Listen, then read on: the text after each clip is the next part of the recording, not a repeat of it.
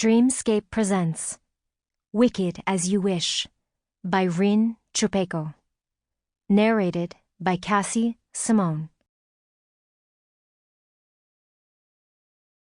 1. In which a kiss does the exact opposite. The frog wasn't Tala's fault this time. Short-circuiting Winona Burgess's bespelled car? Accident, but yeah, that was her doing. Nullifying the glamour spells in Sandra Monroe's phone? Sandra was a horrible bully. Tala remained unrepentant, negating the cheating enchantment Devin Nash tried to smuggle in during last week's calculus test. That was deliberate.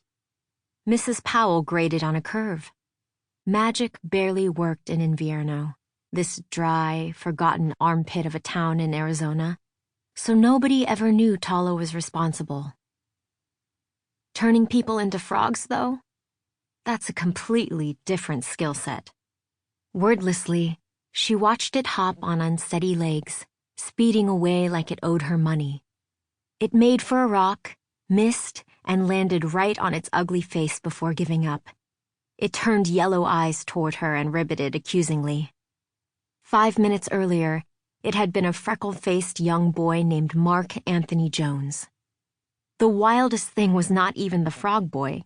It was that Tala was only the second most unusual person in Invierno. The winner of that unwanted prize went to the person standing next to her. 2 years older, with a shock of wheat yellow hair and nervous blue eyes.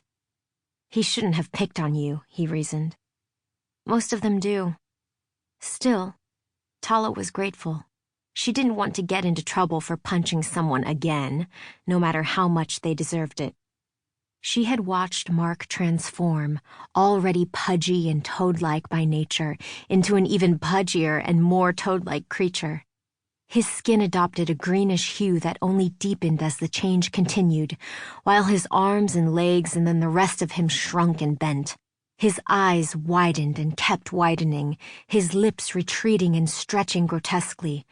And then, having settled into his final form, he'd croaked, slimy tongue hanging halfway out of his mouth in a way frogs had never done before in the history of time, because Mark could never do anything right. It was not the shocking experience Tala thought it would be. In fact, it had been almost satisfying. That Mark had bullied her for most of their passing acquaintance had something to do with her schadenfreude. Sorry you had to kiss him, she said. Yeah, well... Sample complete. Ready to continue?